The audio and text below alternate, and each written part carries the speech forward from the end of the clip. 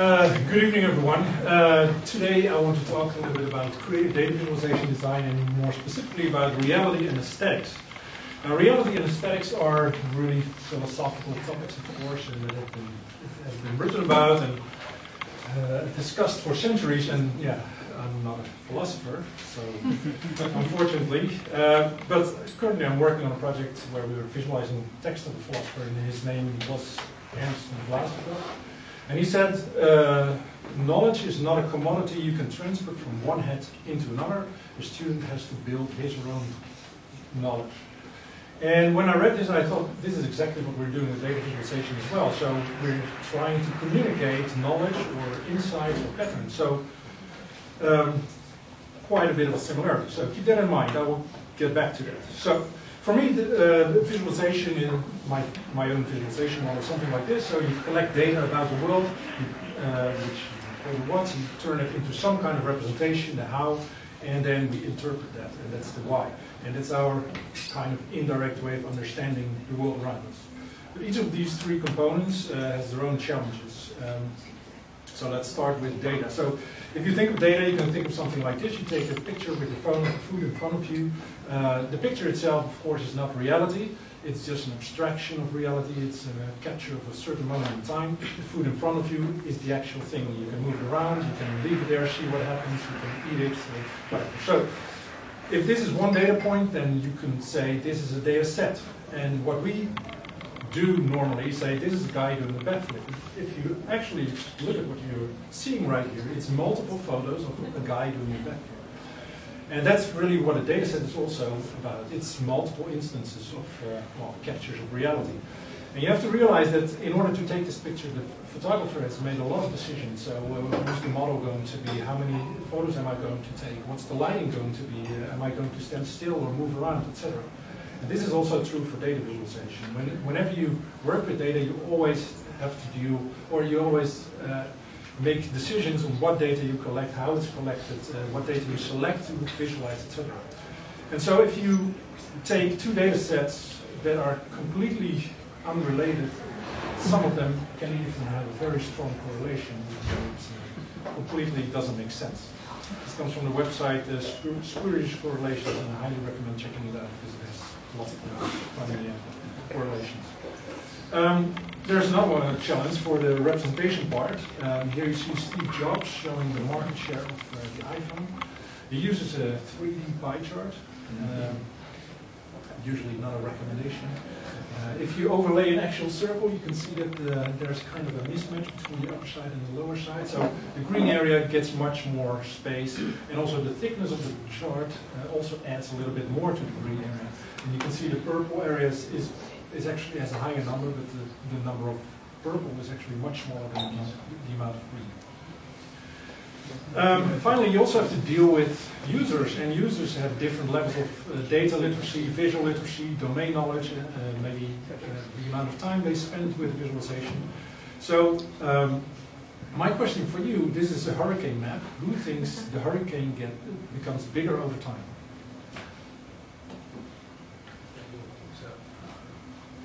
A few people? So this is basically what you're thinking, right? That's actually not the case. This is really what's happening. They have calculated multiple paths, and the previous map you saw is called the cone of uncertainty, because the more in the future, the more uncertain you are about the path. So the cone gets bigger. But this is a good example of how a chart that's normally used within kind of a scientific community is often being published for a general public, and so that doesn't really work. So I think about half of the American people misunderstands this kind of graphics. So it's very good to be aware of who your user is going to be. And so after this was published by the New York Times, and after this was published, I asked on Twitter if people have more suggestions on charts that are, in principle, there's nothing wrong with it, but people have a hard time understanding it. So there's logarithmic scales. People usually don't really understand that. Connected scatter plots, also quite confusing. Error ranges in general. And on the lower right corner you see a histogram, which suspiciously looks like a bar chart. It's not really a bar chart. So my conclusion about reality is that data visualization is always subjective, opinionated, and an interpretation of reality. And I'm not the only one who says this. Now the other part is aesthetics, and this the goal of aesthetics comes from a research paper about infostatics or information aesthetics. And the goal is to attract attention, to create personal involvement, long-term impression, engagement, create something appealing. So if that is the goal, and if what Ernst von Blasfeld said is true about knowledge, that users have to construct their own knowledge, then maybe aesthetics is actually a critical part of visualization, because if you apply aesthetics in a way that users actually spend more time with it, then they can actually build this knowledge. So, let me show you two visualizations. This is the first one. This is a project I did. This is a personal project I did earlier this year, and it's about the European elections. And usually when there are elections, you have all kinds of websites where you can get some advice on what political party to vote on. And usually you see several statements, and you have to say, I agree, disagree, or neutral, and then at the end you can set some weights, what's important to you, and at the end it says, well, your opinion matches for 80% with this political party, or something like that. But the main reason why I made an alternative was whenever you go out to vote, you don't vote for 80% on this party, you always vote for 100% for a political party.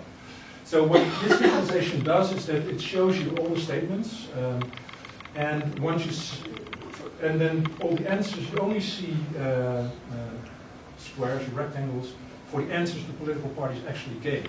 So you cannot have an opinion that is not supported by any political party. So it turned out that for some countries, there were some situations where all the political parties had the same answer. So if it's an issue that's important to you, and you have a different opinion, too bad for you. You cannot have that, a political party represent that opinion.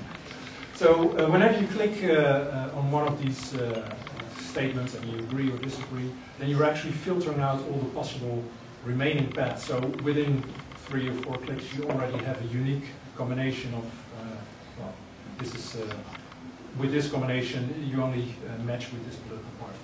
So this is a visualization that intends to be informative and to help people to make well-informed decisions when they go out to vote. This is another project I did. This is a project I did for Nielsen, and Nielsen is a marketing intelligence company, and they do all kinds of research on the consumer market about products and things like that. And at the time when they approached me, they were creating a new corporate identity, and since they work with data so much, they asked me, could you create data visualization so that we can incorporate this into our corporate identity? And I sincerely hope more organizations do that, because it's really fun working on it. But my assignment was really kind of unique, because I had only one constraint, which was the colors I was allowed to use, which makes sense because it's about corporate identity. But other than that, what they were looking for was a set of visualizations just for the nice, beautiful looking picture. And because this is how they intended to use it. So just a brochure or a report, and they could use it regardless of what the data actually meant. But the interesting thing is that these visualizations are still based on actual data. I received a data set of 7 years of sales data with all kinds of time series, hierarchical structures of products, all kinds of properties of products and things like that. So, well, this may not be a good example, but there are some other examples where I can exactly say what's going on. This is a time series, these are several products, and you see the price going up and down. But without labels and axes and things like that, it's just a nice looking picture. So this is a project where it was all about the aesthetics. So if you take these two types of projects, they're kind of different in their intent or their goal.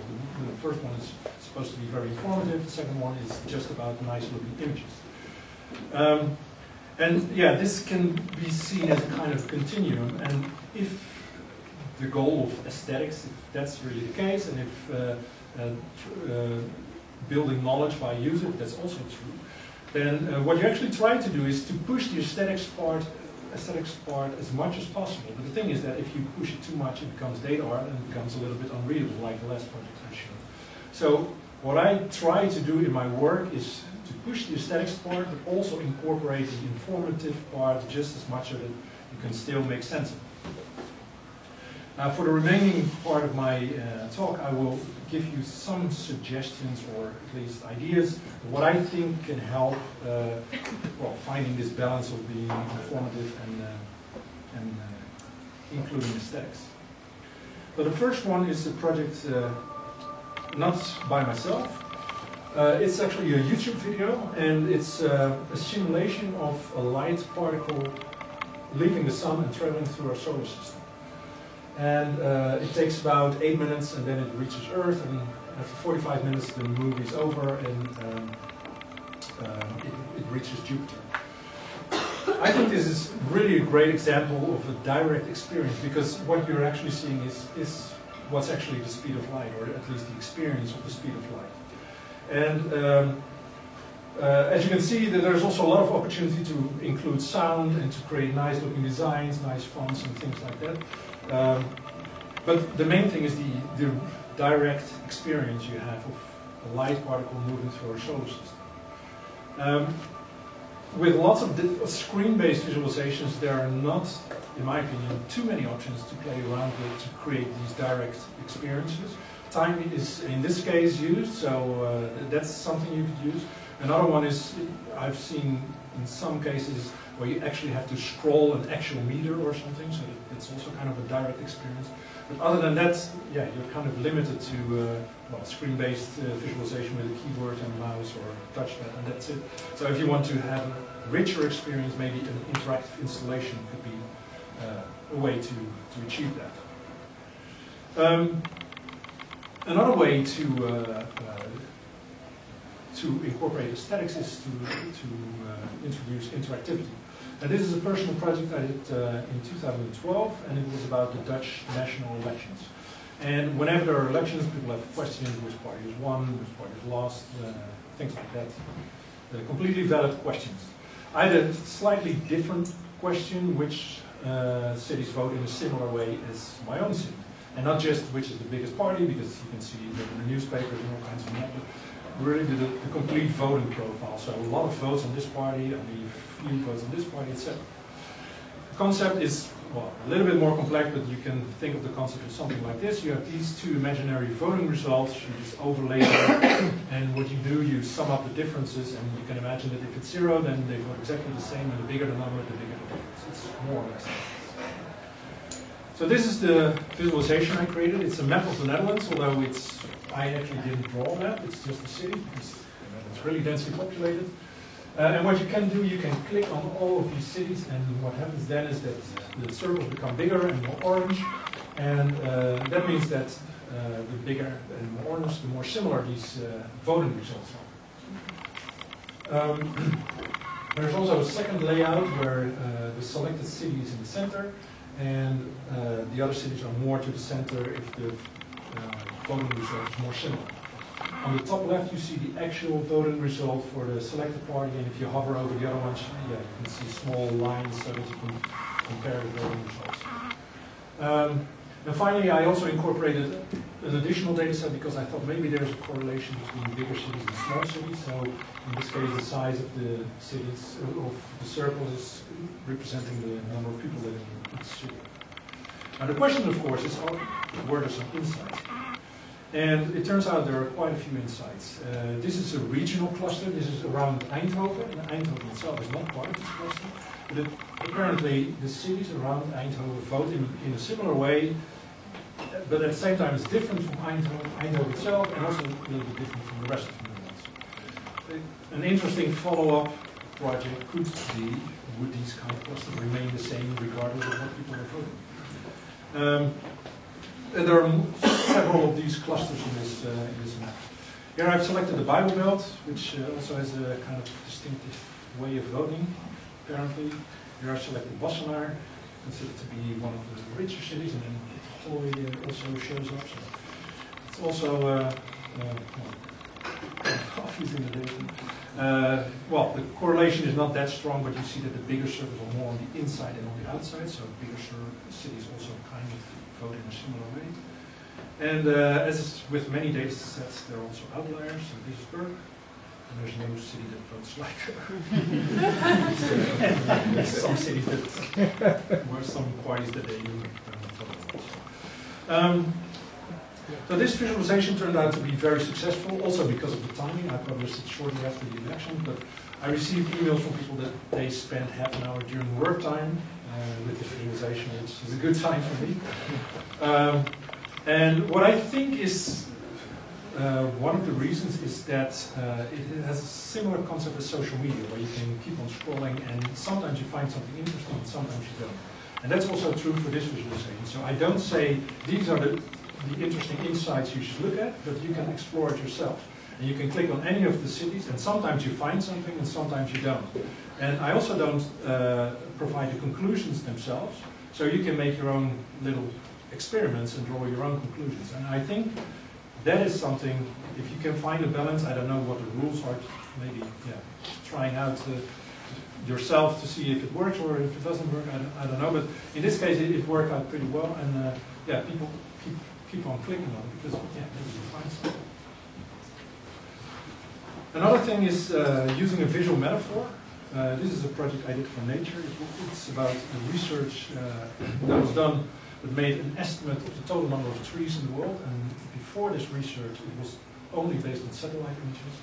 And for this research, they also dispatched people all over the world to actually count trees, so they could make a much better estimate. If we see this kind of satellite image, it means we have this number of trees. So my question for you, of course, is how many trees are there in the world? Any guesses? A lot. Twice more than the number of people? A trillion. A trillion. More. 3.04 trillion trees. So I'm going to show you a short fragment of the animation that I created. Because of time, can I show it? How many trees are there in a forest? What about a country? How about in the whole world? The answer, we now know, is that our planet is home to 3.04 trillion trees. That's actually almost 8 times more than we thought, as previous estimates were only based on satellite images. Now, we have data not just on how much land is covered in forest, but how dense those forests are as well. Measurements were collected by thousands of people out counting trees in forests all over the world. The average density of trees at each location is represented by the height of the green lines. Some of the densest areas are these subarctic forests, where you can find a tree every square metre. But almost half of all our trees are found growing in the vast tropical and subtropical forests.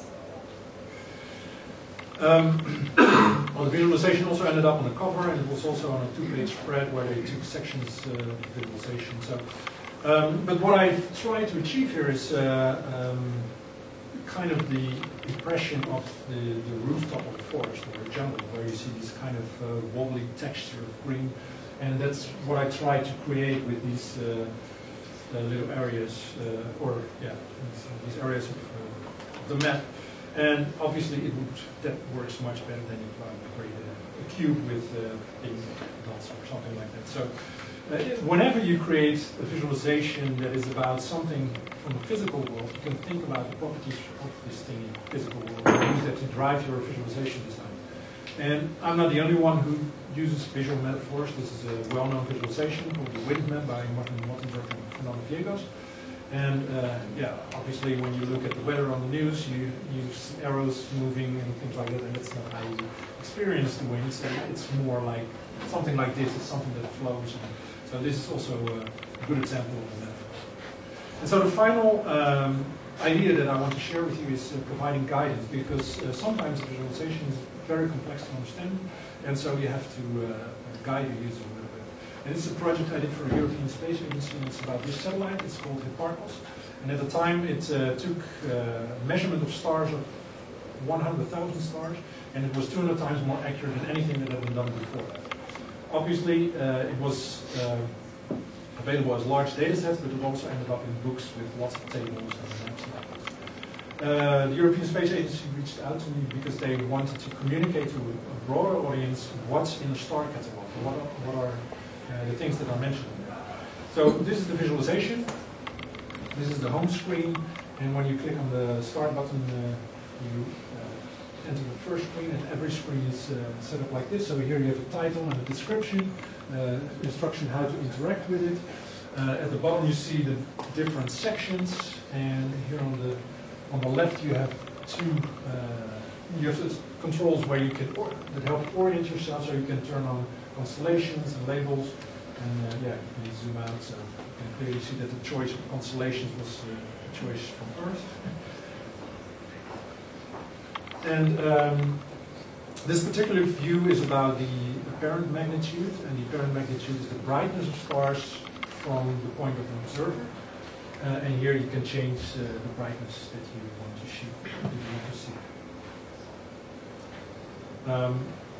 The second view is about the absolute magnitude, and that is the brightness of stars as if they would be at the same distance. So, and that's exactly what I've done here, because if you zoom out, you can see that I positioned all the stars at the same distance.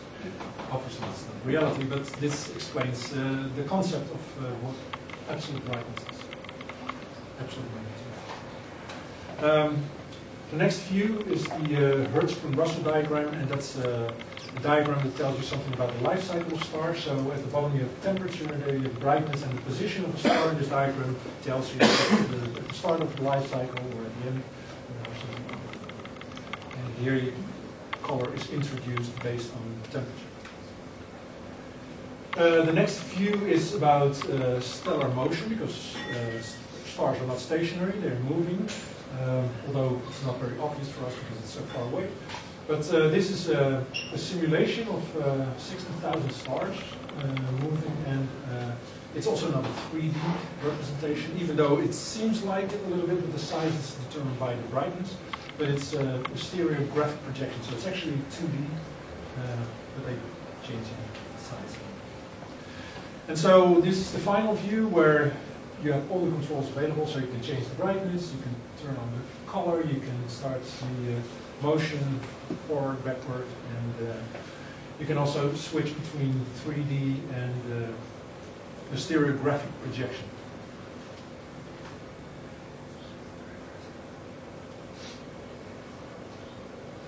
Now, the way this visualization is structured is sometimes called a Martini glass structure. And the reason for that is Martini glass is very narrow at the bottom, and then it opens up. And that is one way to structure your visualization if you are introducing a complex topic. The first steps are very narrow, so I only have a single topic, single interactive control that the user can play around with. So it's very focused. And then at the end, when all the topics have been introduced, then you can assume, well, the user knows what he's talking about, so now here are all the controls, and then you can play around. That's when the Martini glass comes in. So, the next time when you see a visualization, I think you are all aware that it's never reality. But also think about the aesthetic properties that have been introduced, and think about how they help you construct your own knowledge about topics.